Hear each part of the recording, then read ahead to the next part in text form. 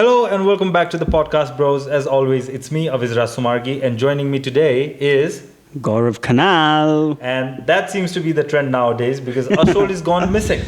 Where is he? Yeah, where has he been? Apparently he went to space. I mean, that seems to be the theme of today because today we are going to be talking about Chandrayaan 3 and ISRO, right? Yes. So, what is ISRO and what does it do, right? So, ISRO is Indian Space Research Organization. ISRO was founded in 1969. Yeah. And that date is a significant date, right? Because 1969 was the year when Apollo 11, the space flight carrying humans to moon, first landed. I think it is when Apollo 11 happened, then the people, the scientists and innovators of India, I think they were, okay, now we should get into this field as well. I think it really pushed I think the that's, whole that's what initiative. And the founder of ISRO was Vikram Sarabhai.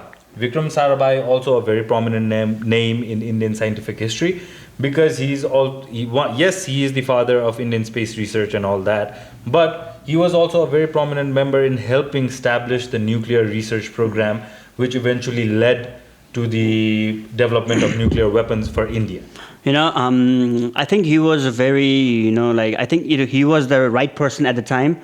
Who was needed to establish this space program as well, because I don't know if there was this interesting conversation that happened with between him and the then Prime Minister. I think he was the Prime Minister at the time, Jawaharlal Nehru. So what happened was when Vikram Sarabhai wanted to establish a space program for India, then he went to Nehruji and he said,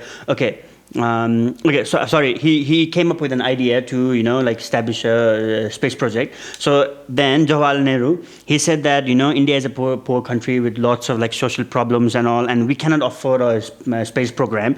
Then Vikram Sarabhai, he replied the same dialogue to him. He was like, okay, because India is a poor country, because India has so much social problems and all, that is why we need a space program.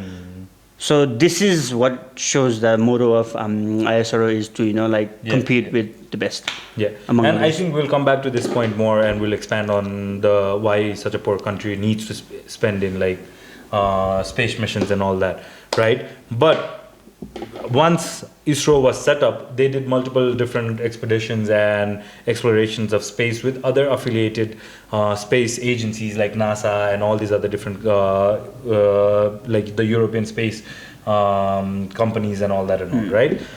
So what are some of the missions that are carried out by ISRO in Indian soil, right, with Indian scientists and all that?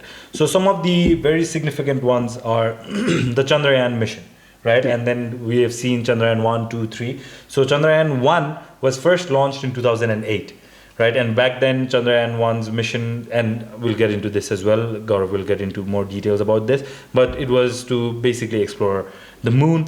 The second mission, and a more significant mission that will, I think, prove to be a massive step for Indian space agencies in the long-term future as well, was the Mars Orbiter mission. Right? So MOM for short, MOM, yes. Or what was the Hindi name for it? I think it was called Mangalyaan. Mangalyaan, yeah. So that was the other mission that was carried out in 2013, basically sending an orbiter to Mars and studying the Mars surface and its habitable, what are the goods, bads, all that and all, basically just studying Mars in general, right? Then the third project, a significant one, was AstroSat.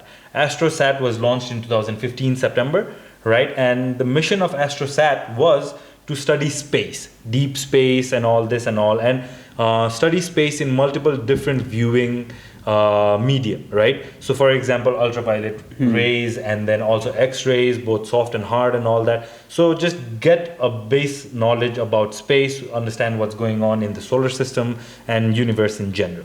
Right. Then the next one was in 2019, which was Chandrayaan 2. We'll come to this more. And then in 2023, which is this year, and this month, basically last month, August. So Chandrayaan 3 landed on the moon. Right. So we will get into all of this now. And these are some of the more significant space expeditions and missions carried out by ISRO. right? So what are some of the, like, let's get into the depth of what were some of the research and what were some of the mission objectives Okay. of Chandrayaan. So, okay, initially Chandrayaan is a project under ISRO, right? Yeah. So far they have done 3 different missions. So Chandrayaan 1 was back in 2008. So they sent an orbiter around the moon to find data. And then there were like a lot of achievements in that mission, but the biggest achievement was they found water molecules on in moon's surface. So basically they found water, let's say So that. this is more towards the southern polar region. Yeah, southern polar right? region. Yeah. So there are like big crates, right, in moon. So apparently there's like around 100 million tons of water reserve in those. So that was found in Chandrayaan 1, Yeah. which was a successful mission. And we also need to preface that, like, the moon has been explored to a certain degree, but the south polar region has not been explored. So this is a frontier for human civilization as a whole as well, and India is taking massive stride in that. So like, because the south pole region is like, so it's a space where there has been no sunlight for millions of years. So, and then when we don't see 41% of moon. So that's the south pole. The portion we don't see is the south pole. So And the reason we only see 59% of the moon and the rest 41 is invisible is because moon is tidally locked to the earth. Yeah. Right? Yeah. And for other people wanting to know what tidally lock means, we have done some of the other space program videos in our previous It's channel. like it's like what many of guys and girls has been to. It's like single relationship. Yeah, so basically, one-sided. so yeah, the Earth and Moon are like they both are in a single-sided relationship. Especially moon, Yeah. one-sided So to the earth. yeah. So yeah, that's I don't know. Just a lame joke. But anyways, yes. Talking about single-sided relationship just brought some memories. Anyway, let's not get into that. Okay, so Chandrayaan 2, right? Okay, so this was launched in 2019. So there were 2 aspects of this mission, right? So one was that so the new orbiter was to go to the moon's orbit and just rotate around. So that was successful. The second thing that they wanted to do was do a soft landing in the surface of moon. And then when the lander was near, like I think around like 750 meters away or something, it was not. I think there were some controlling issues and all, and then software malfunction. Software malfunction, and then the lander crashed. So it was an impact crash.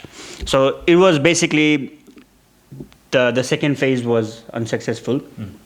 But phase 1 was basically another new orbiter. They were able to establish the orbiter in the moon's atmosphere, but they weren't able to land a rover on the moon. Yeah, right. That was the second one, and the third one, Chandrayaan 3, it is the recent mission that they did on I think 14 July 2023. So under this mission, so the lander touched down on the surface of the moon, and then it was also able to do soft landing on the moon, so which makes India the only 4th country which is able to do soft landing on moon, and then the first country to do it in the South Pole region of moon. All right. So for the viewers out there, there are only 4 countries in the world right now that have been able to land in the moon, and this does not mean landing humans on the moon, but basically landing some sort of apparatus or something like that in the moon, right? And the first one to ever do it was Russia. Then second was America. And then of late, recently, China was the third one, and then now India. So you can see that the space race is heating up again, right? And talking about all these projects and the missions of Chandrayaan, can you also give me some of the budgets that were included in Chandrayaan 1, 2? Oh, yeah. So I think, okay, I mean, I don't think it's a proven record. It's, so Chandrayaan 1 cost was around $88 million USD. Okay. And then Chandrayaan 2 was around $117 million, which was quite expensive. Higher than Chandrayaan 1. But surprisingly, Chandrayaan 3, I think because, most of the information was data and all that they needed was already successful in Chandrayaan 2. That's why the budget for Chandrayaan 3 wasn't that much. It just cost around $77 million USD. Just 77. Okay, anyways, still significant amounts, but I think there is an aspect to it, right? I think because now space missions by other companies, though it be private or government funded, have started pumping out different, like there is a mass market in a way for products and materials to go to space and all that, right? So I think the cost also came down because of that. Yeah, I think because of also like how efficient the technology is now, like the utilization of technology as well. I think that's why it's getting cheaper and cheaper every day. And we're talking about this in relative terms, of course. Like it's cheaper in a sense, but of course it's still expensive and stupid amount of money being spent in space, And we'll come to this question as well, that like, is it worth it to spend this much money on space and or not? I think that's one of the most heated topic, asked topic. Is so much money worth it? Why don't you solve problems in Earth? So that's basically the overall arching thing about Chandrayaan 3, right? And Chandrayaan 3 is expecting to achieve what then? Chandrayaan 3 is basically trying to achieve, because Chandrayaan 1 was able to just, prove that there's water, there might be water, in moon. Chandrayaan 3 will do deep research that if it's true or no, Yeah, and so then it's basically going to find out from ground level about moon surface, the craters and all that and all. And I think Chandrayaan 3's rover is going to be operational for 2 weeks. Yeah. So so there's only I don't know if you guys know about this. So 1 month in Earth. So 1 day in so there's basically 2 days is 2 week is day and 2 week is night in moon, right? Yeah. So the technology that all these rovers and the technology they took with Chandrayaan 3, they can only sustain in the daylight phase. Yeah, because it's operational because of the solar panels, right? Yeah. So because after 2 weeks, after 2 weeks, what happens is because there is dark, so the temperature goes up to minus 230 degrees Celsius, right? So those technologies won't be working. So I think the day it was landed, within 14 days, they have all the things have to come back. So basically, what you're saying is that they are trying to land the rover on the first day of the moon starting to be the new moon. Yeah, that's what right? And then by the end of the cycle, which is 2 week cycle, which we've all studied, the moon will start going back to its darker phases. And then again, it will start the cycle again. But those 14 days period has been calculated previously, and they're trying to target those 14 days so that they can find there's sunlight. During the sunlight phase. All right. Yeah, okay. And so this mission will also help get information more about Earth. So wait. So that's all Chandrayaan, right?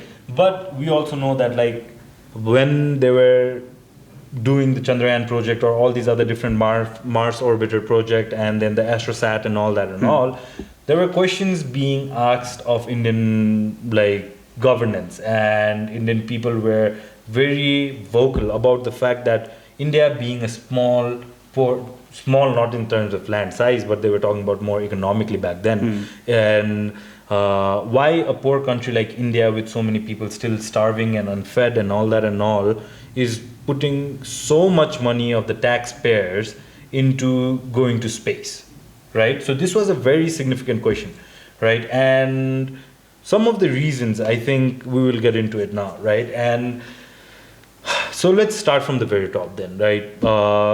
So if you want to be in the frontier of the world and lead in different aspects of the world, then you need to be competing with all these different countries in multiple phases, right? India has been able to compete economically as of late. We've seen that, right? They're the fourth biggest economy now, overtaking even UK, right? Then India is one of the biggest importer-exporters in the world. That's very interesting, right? India, now, most of the Silicon Valley companies are going to offshore places like India, right? And they're setting up their, what do we call it? Manufacturing plants and all all these places in India. So we can see that India has been starting to compete with the world in all these different aspects. And space was kind of the last frontier that they were really willing to challenge, right? And now they can step on to this phase and compete with anyone, right? I think India is also showing that we can compete with rest of the world in any field. And they can be infrastructure, edge, economy, right? So why leave space behind, So if you look at some of the other big economies in the world, so they all have their own space program. To be fair, there are 77 space agencies in the world, right? And they work in affiliation with some of the other big economical space agencies. Interesting fact, okay? Yeah. India only uses 0.8% of its GDP for space programs. So, not which is that 15 times significant. lesser than NASA. Yeah. Okay. 0.8%. So it's not like, I think people, when they hear like, oh, 650 crores or like 1,000 crores, I think it's big, but when you see the total GDP and then calculate, I think it's not a very big amount. Quite Yeah. insignificant. Yeah. Right. So what are some of the other big economical countries with massive space agencies?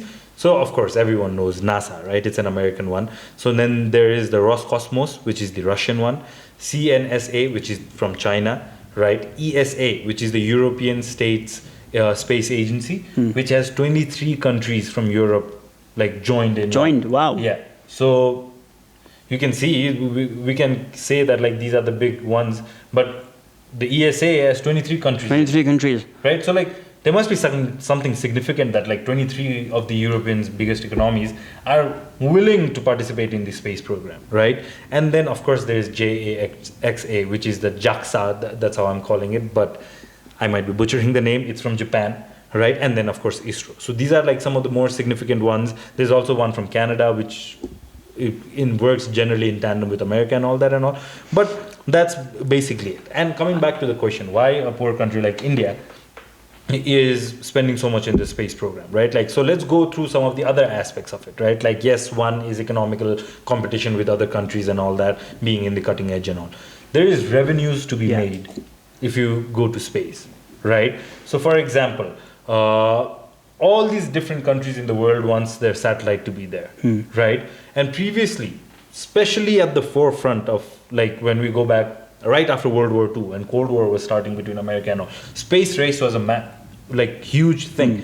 And since then, it was just America or Russia controlling most of the space assets, right? Like if you wanted to go to space or you wanted to put a satellite in space, you had to either go to America or Russia. I think back then it was also like kind of because of Cold War, it was just they didn't had any purpose to do any research in moon, but it was just to show, like for example, America, it was just to show that okay, because Soviet Union, they went to they had already like their orbit and all, and then but no one had no human who had been on the surface of moon before, so it was just America trying to show themselves like okay, we can do this as well, and there was no other purpose. It's been I think over 50-60 years that no one human being has landed on the moon, so that gives credence to the point what you're saying, that like it was more for show, right? Yeah. So that's fine, but now there is revenues to be made. Everybody wants their satellites to be there because and then you can see a lot of private businessmen investing their own money into these kind of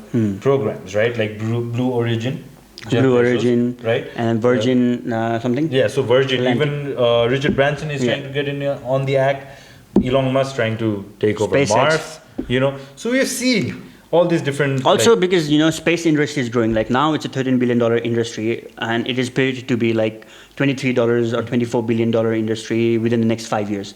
So see, even if India can just capture 20% of the market, it's going to be like 20-30 times higher than the budget of ISRO. So that plus, right? People want to go to space nowadays. Right, and if there is an opportunity to go, so Richard Branson, the Virgin guy that we talked about, not Virgin Mobile guy that Virgin, we talked about, so that airlines. guy, he hopes to establish a moon base where you can go to that place like a resort for vacation, right? There might be other people that might just have kind of what do we call it, the International Space Station kind of situation going on, where you can just go to space and then go for dinners and stuff like that. I think there is a market for that. I think the Virgin guy is now making our life in trouble. Now all the romantic freak guys, they can't say to a girl, I'll take you to the moon. You can do it. Yeah. There's no excuse anymore. Oh my days. I'll take you to Pluto. I didn't even think about that aspect of it. Oh, all right. Okay. Anyway, so that's one, right? There's revenues to be made going to space. The other thing is data about space, right? Like if you want to be in the forefront, again, though that same word, you have to know about space. I think when we were a teenager, just going through the growing phases, I think all of us kind of questioned, why am I here? What is my purpose? Stuff like this and all that and all. So if you go back just like before the Big Bang was found out, you will see that like if people would be like, so what is my purpose and this, that and all, people would be like, God put you here. Right? And God made the world and this, that and all. And there was this explanation. Adam and Eve they found and all out these about things. Big Bang, and then the answer became a little bit different. Then it was like, maybe God did Big Bang, you know. So in a similar vein of thought, oh my days, children, we are children here, you know. But so if you learn more about the space and the universe and all that, you start getting so many different kind of knowledge that you might not find just being in the earth. So let's think about that as well. So if someone in just 300 years ago would see a plane, they would be like, oh my God, that's magic. That's God flying in it. Yeah. Right? But now, plane was possible. Not just plane. Now you can go to the space. Right? So like all these kind of different things that we might not even thought. Questions we might not have even wondered might come into the forefront once we start exploring space and all this. Right? I think like exploring space now and doing all these space programs now will help the next generation or the third the third generation that is going to come. Like 100 years from now, there will be rocket flying from your nearby airport. Yeah, it's common. So and common, rockets flying from the nearby airport. Okay. Yeah, I mean it's possible. Of course. I mean not the rocket done by North Korea, but NASA and all those rockets, different rocket. So and then the other aspect is, so we've heard this before as well, right? Like we can find resources and raw materials that we might not find on Earth, right? And we also know that, like we've talked about this previously as well, that like the first trillionaire that's gonna come from Earth in terms of assets is gonna be the person that is able to mine asteroids or mine a different planet, right? Because we don't know the kind of materials and things that we might find on those planets, right? So that means that even in terms of resources, we might start tackling new frontiers, right? That's one. Then the other thing is, what if we find a way to fuel our vehicles that is not carbon emission, right? We haven't been able to find it on Earth. What if we find it in somewhere else? That helps Earth. Maybe all the gases that is present in the moon, irrespective, like we can find out so many different things that we would never have even imagined if we were on Earth, right? We could find out all these different materials that could be like shiny like gold but more stronger than diamond, like we don't know. And then even the periodic table, it constantly keeps expanding, right, in chemistry. So that means that there's still so much things we do not know about and I we think, could utilize. Yeah, I mean this Chandrayaan 3 also has an instrument which is also called like spectropolarimetry of habitable Earth, right? So the purpose of that instrument is to read Earth's data and also look to our solar system and see if there is another habitable planet. Yeah. So, which is good, like cool. It sounds cool, like I mean, okay, there's this thing. When we were growing up, this was a very common concept, and then we used to think that like interplanetary species would be a normal thing. Even now, if you look at some of the cultural like trends and all that, Star Wars, Star Trek, Dune, all these movies, they are basically talking about space-faring civilizations that have spanned over multiple planets, right? Yeah. So this is something that has been in the human psyche for ages, right? I want to conquer the stars, I want to conquer the moon, this, that, and all. These are common phrases that we use, but this has been in the human psyche for ages, So, we don't know what we might find in space, yes, but then once we find something, retroactively it could help people on Earth. Right? It's not just about space and all this money is going to waste. Think about all the... Okay, so let's go into the next point. Data about Earth and weather patterns. Right? So this mission also will help in detecting the weather patterns and, I'm lost now. So I remember when we were talking about this before we started shooting that like there was this cyclone that was Oh gonna yeah, hit yeah. Odisha. Yeah. In Right. Odisha, there Yeah. was a fume cyclone or something. Yeah. Furry fume. Fume, I think. Go on. Yeah. Anyway, so there was this Fanny cyclone. Oh my days, that's such a bad name, Fanny. Go on. Yeah. I hope our viewers are not British. Go on. Okay, so there was this Fanny cyclone back in 2019. So what happened was, because one of the satellite that was launched in Chandrayaan 1 or I think Chandrayaan 1 or 2, because that satellite used to track all the weather patterns and all, it was able to detect that Fanny cyclone will be there, and then around like 11.5 lakhs of people from Odisha were evacuated Yeah. before the cyclone happened. So now Odisha is a state with the best disaster management, like technology that they have, and even I saw the other day UN saying that we need to learn from Odisha how to manage a disaster. So I think that's a bright side of Right. all these And space programs. Now think about this. Let's go back to the question, right? Like, why is a country like India, who supposedly poor, fourth biggest economy in the world, poor, is participating in the space program? Now think about that. 11.5 lakh people, right? That's like 1.15 million people Yeah. saved, right? Because of space programs, because of a satellite being in the space. So you see that if you look at it from face value, then it's like, they're spending so much money down the drain, like we have no implications. We have satellite maps right now. Everyone can use the internet. Yes, people are like, optical fiber. Yes, but optical fiber came after the satellites, right? That were able to provide. I mean, okay, let's talking about India. One of the major industry from where India earns its money is agriculture sector, right? One of the biggest sector is agriculture sector. So there are around like 60% of people in India is in agriculture sector. So this satellite that ISRO has launched also tracks the India's geography and provides the data to its farmers regarding the changes in the weather patterns and all. So I think it's huge for the Significant, farmers, right? Yeah. for the poor farmers, and for the country's GDP as well. It's like 16 to 80% of GDP is from agriculture sector. So That's massive. So 0.8% GDP is the budget of the thing, yeah. and then the GDP from agriculture sector is I'm quite not sure 16 or 18%, right, of India. So The juxtaposition. that's a plus point as well. The Yeah. juxtaposition. So that's the other thing. Weather patterns can be detected. A human's life can be saved. Patterns in the weather can be detected, which can help the farmers, people try to evacuate. All these different things. So many disasters can be saved, right? Then let's go into the next one. Interplanetary colonies, and I talked about this, right? Like just before that, this has been in the human psyche to colonize the world one way or the other. Go back to all the religious texts and all that as well, right? Like this is before the space programs and all this and all that, 200, 300 years ago.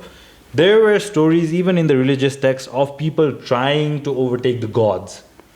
I think, that's an interesting point. So even that is leaving Earth for something, right? See, okay, I think now that you pointed that thing, I just realized that I think we humans are like where we are by colonizing Earth from the start. First, civilization, like let's say Harappan civilization, or like Indus Valley. I think it's the same thing, Indus Valley civilization, and like many other civilization. That is that. I mean, in a way, if you Babylon, Egypt, all these things, like in a way, it's a colonization. Like you go to a place, you explore, you do research and all, and then you live there. Now, instead of in Earth, we are doing outer space. Same thing, yeah. So it's engraved in human nature as well. That's what we're trying to basically say, right? So that's there. And then the next thing, and I think this is also a very significant aspect of it, international space, like exploration and all, prestige, right? And we'll also come back to this prestige point a little bit later on as well. But prestige, of course, this is for the prestige of the country as well. How many countries can boast that they have a space program that's landed on the moon? They are working on space programs that will help understand Mars better, or the space in general, like universe better. How many countries can claim that? Very Only 4 Right. for moon. Right. And then only 1 India for soft landing on the southern pole of moon. So you see that this is like a massive stamp on the history of human civilization. So prestige definitely comes into it as well, right? And then of course, if you are trying to do something like disruptive in the world, right, then you have to be in the forefront of not just technology but science and all these other different aspects of life, right? So if you want to be in the forefront and compete in the world and to make a stamp of your own and not be always reliant on somebody else or some other countries for help and all that and all, then you have to have your own like disruptive programs in all different aspects, and India is doing that as well. Yeah. And we've talked about some of the significant help space programs have caused to people down back on Earth, right? So that means in general, I think it is important for countries to explore in these I think it kind is. of- Like, I mean, you know, people are watching our podcast. It's because of the satellite that was launched. Yeah, Because of the yeah. space program. People are able to talk to their loved ones in emergencies, you know, all these things. Just to clarify it a little bit, right? Like, so the first form of internet was satellite based, right? And then we moved away from it, and then we started going to the wire based optical fiber. But initially, it was satellite based, right? And because weather patterns tend to hinder satellites in their work, so like even dish TVs, like people might remember this, right? Yeah. There used to be those antennas that you need to have on the top of your Yeah. house, but if it was raining, you wouldn't Yeah. get TVs. Right, so that was pretty much the same technology. Raining or windy or anything. Yeah. Oh. So that was pretty much the same technology used at the start of the internet, you know, and then from there we started making significant strides, and then optical fibers and all these different things started coming. Even now, internets are being used with satellite. So what's the satellite program of Tesla? I forget. I forgot it. Oh my days, I'm forgetting the name as well. But even that, it's because of satellites, right? Low orbiting satellites. So yeah, just look up the name once. Satellite. Starlink. Starlink. Dang. Oh my days, how could we forget? Starlink. By the way, if you guys want to learn more about Starlink, there's a video. There's in a the video. channel as well. So yeah, please go plugging our own stuff. Anyways, Another interesting thing that I just realized that, you know, MRI machines that we use to, you know, check anything that, like whatever happens to our body, we do, like doctor tells us to do MRI. MRI machine was initially invented for a space program. So they invented a machine that was, you know, that could like, you know, with a magnetic field, it could like, you know, look around, I don't know how far, but I see anyway. you're very well researched in this field. No, That's just a joke. because I'm a doctor. Yeah, and then so they invented that machine for a space program, and then later on, you know, all the doctors and all, I mean not doctors but innovators and all, they realized, okay, this thing can be utilized for this as well. So this is how we all can, you know, check our So, yeah, even for body. medical purposes, MRI is one of the most significant development in the human medical field for ages. You know what I mean? So that means that like there are multiple aspects that comes out of it. And to finally drive the point home about poor countries like India spending in space program, please Gaurav, educate them about the percentage of poor people in US and Russia. Oh yeah. So okay. So you know, when this mission Mangal, the mission to Mars happened, the whole world was criticizing, you know, like India, saying that okay, poor country like India, should they, you know, invest in space programs and all. And then when I did some research, so India's poverty rate is around 15 to 18%, right? Okay, and then USA and Russia, they have been to they have like a good space programs as well. So US's poverty rate is 12%, around 12 to 13, and then Russia is around 13 to 15. Okay. Which was higher back when the Apollo mission and the Cold War was going on. Yeah, because of the war and all these things impacting. So you can see that like technically poor, but in terms of GDP and then like actual poor people counting percentage wise, pretty in par with the other nations. Yeah. Right? So this is just a narrative out there, but like I think going to space and I think yeah, it's also like, you know, like when you are best four or top five, obviously you want to criticize and then bring the opponents down as well. It's the same thing. No matter in like, you know, like China and India are fighting for like economy, China and USA is fighting for their economy as well. So this is another type of war, but this is like civil war kind of thing, but with no weapons, only like talking and then tweeting and all these things. So yeah, that's like new generation kind of war, I think. Yeah, and then I don't. You know what I found out when I was doing this research? That the Western channels and programs have not covered it as extensively, the Chandrayaan 3 landing, which is a massive thing in terms of world history. They haven't covered it very properly. And I think there is some resentment and jealousy there that drives this. You know? That is why we are covering. So if they want to know about it, so they can just... So that's that. So that's basically why a poor country like India should spend. Okay, another thing that I just realized, I just remembered was, China was also like criticizing India for, doing this space program and like setting a budget for space program and everything. Apparently, there is around like 10 to 15 Indian satellites that observes only China. So because so what happened in Ladakh and this one place, so China slowly, so they sent their settlement, right, and then slowly by something called onion slicing method, they started like taking the Indian space area as well.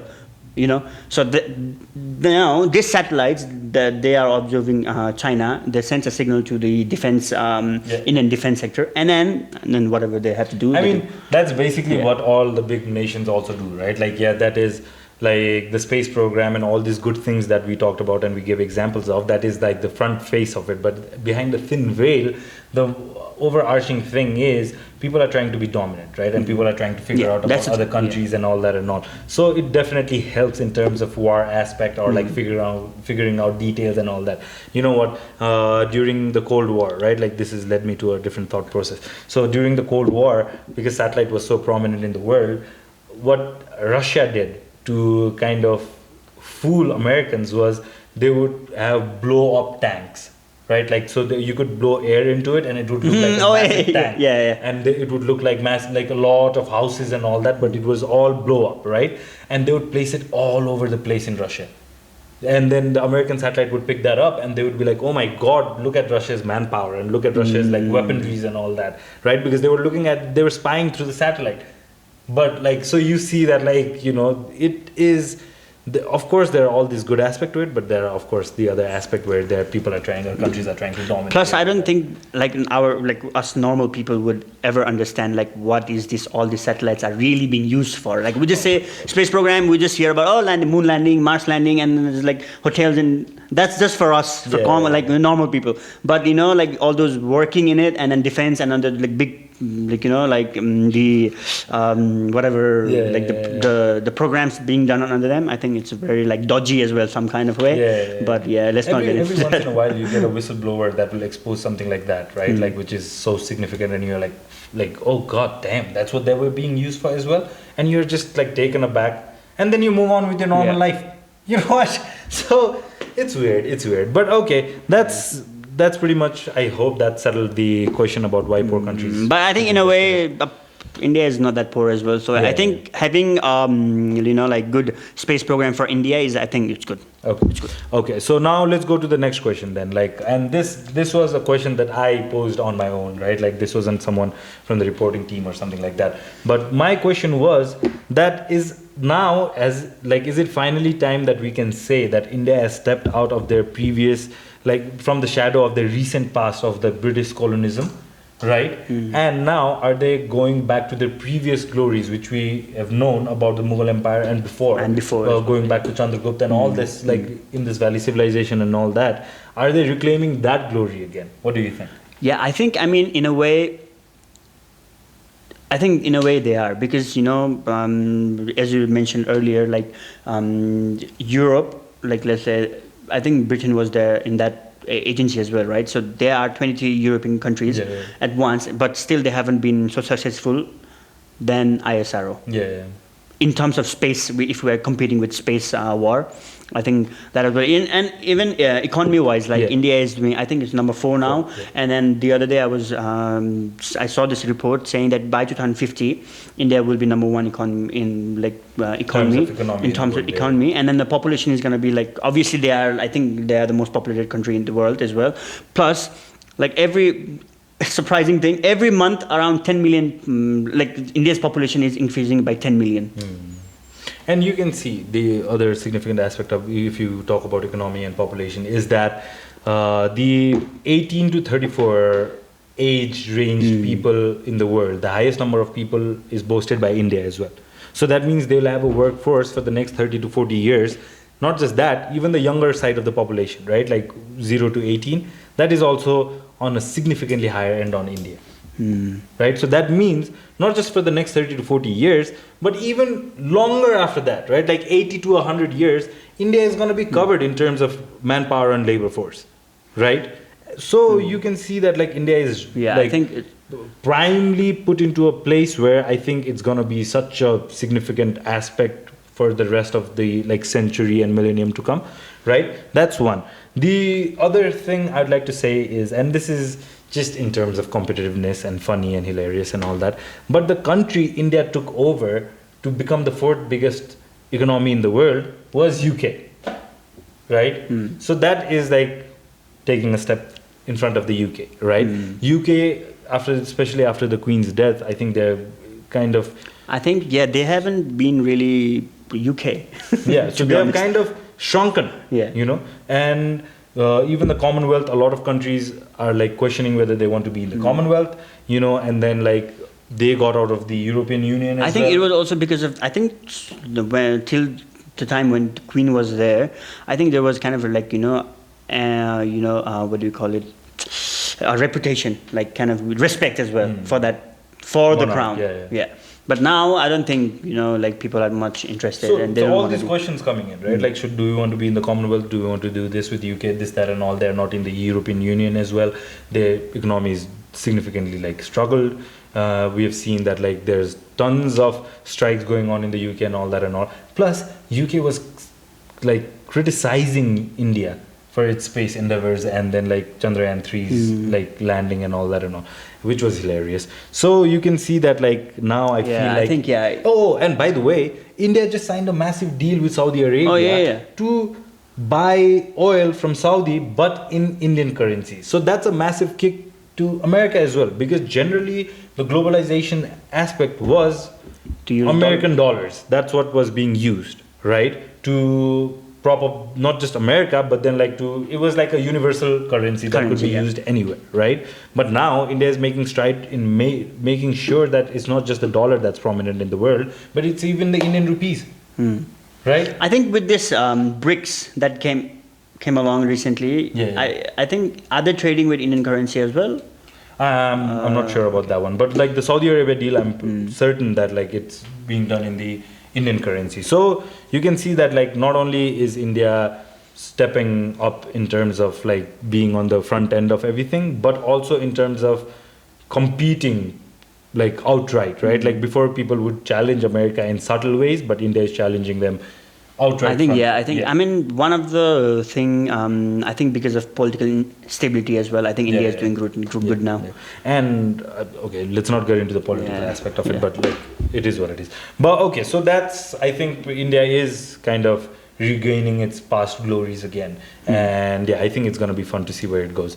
And then the final question is, I don't know most of our viewers know or not, but like we are from Nepal, right? So what does it mean for Nepal, our country as a whole? Because Nepal is the neighboring country of India. We are a landlocked country. We have China on the northern end and India on the southern end, right? So what does it mean for Nepal? What do you think? I think Nepal has, Nepalese, I think they have a good opportunity now. Like if you are interested in the science field and, astronomy and all these things, you don't have to go too far. You don't have to go to NASA. You don't have to go to SpaceX. You can just go to ISRO.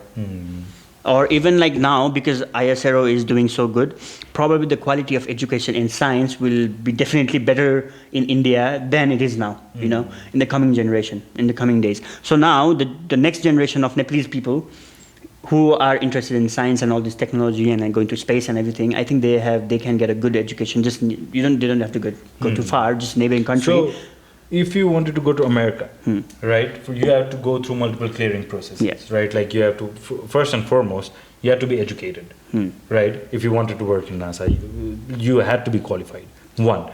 But even if you're qualified, if you're from a lower nation or developing nation, then the chances of you going to that country was significantly low, right? Especially underdeveloped nations like ours, right? And that means that the pool of people that would be interested in studying science would significantly like narrow down, because you couldn't go to America, right? So why even try to think about something like this? When I was young, I would always think I wanted to become an astronaut. Yeah.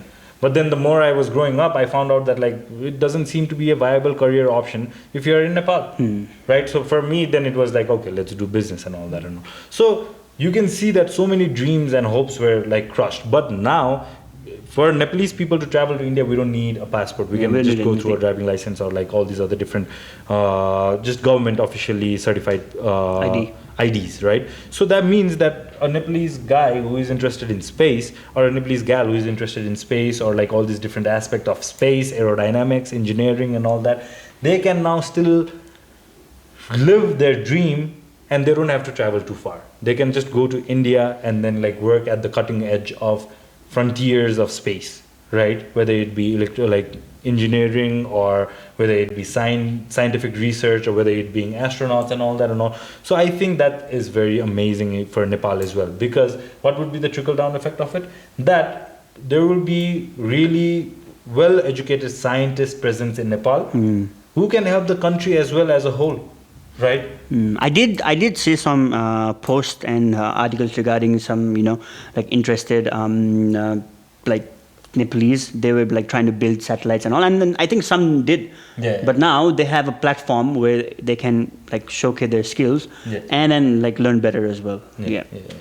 So I think as a whole, it would be helpful for Nepal as well. And just to put a cherry on top of the cake, I think one of these, like, so a recent example, which is, I think will be fresh in everyone's mind, is that Nepal is right now competing in the Asian cricket competition, right? And Nepal's neighbors are India, Pakistan, like neighbor in terms of like close countries. Yeah. India, of course, is a neighbor, but Pakistan, Sri Lanka, all these places, Bangladesh, China. right, Afghanistan, talking in terms of cricket, right? Oh, okay. So these countries were doing so much more better than Nepal, right? And then eventually it trickled down to Nepal as well, and now Nepal has made itself better enough in terms of cricket that it can compete in the Asian like competition, right? So you can see that, like, of course, maybe it might be slow, maybe it might Yeah. take a while, I mean- but it will trickle down, right? And there will come like good aspects that can help Nepal as a country as a whole, Yeah. So yeah, I think it would be a nice thing for Nepal as well, and of course it's For very- young scientists of Nepal, yeah, it's going to be a very and it's always good to have a lot of competition in any field, right? Then you can see that like different kind of ideas will spring up that will overtake the other kind of ideas, right? So I think as a whole, this is a very interesting development, and yeah, that's pretty much it. I think. Do you have anything to add about Chandrayaan, ISRO, or any like the Indian space agencies or anything like that? Even No, international. I don't have anything to add, but I'm Are you very excited? Are you excited? I'm Yeah. very excited for this mission to go successful. I want, obviously to have, we to travel to, like, okay, let's take a vacation to moon or Mars or anything. So yeah, whichever country is doing it, I hope that they do their So, best, the and they all point do that together. you just made, right? Like the point that you just made, that is very interesting as well. So imagine right now the examples we were talking about for going for space travel for normal people was Richard Branson, British, Blue Origin, American, right? SpaceX, American, right? So now if there is an Indian company that can also send people to space, much easier for us to go there, because then Yeah. again you have to go through the clearance of going to get a visa for America and this, that, and all. But whereas if it's in India, we can just go, and like we can also be at the forefront, though we won't be the scientist and all that. But like if you can explore something or you can experience something, that Yeah. has a significant impact Yeah. in your life. Imagine going up space and looking everyone down. Yeah. Yeah. So okay, so we can just stretch this out for ages. But all right. Okay. So any other final points? Gaurav? Nah, I hope people understood what this mission was and how important this mission is for the humankind. We only have few million of years to live, So let's do the best. All right. So yeah, I think that's pretty much it on my end as well. And hope you guys enjoyed the episode. Thank you It's a little guys bit for longer listening. than the previous one. I think this will touch the 50-minute mark or something like that. But I hope you guys enjoy it. And yeah, we'll keep coming up with fun, different videos and ideas. And of course, yes, we are named the Podcast Bros. So we will have some sort of discussions that are just fun for us to have. You know, like different topics. Like, so for example, even in this video, you might have noticed we went on tangents and all that. Because it is a kind of a podcast setting as well, with imparting knowledge and fun things that we like about. We just want to chit chat and make you listen. Yeah. That's it. All right. Anyways, thank you very much for Thank tuning you. in, and hope you guys tune into the next one as well. See you guys soon. Peace.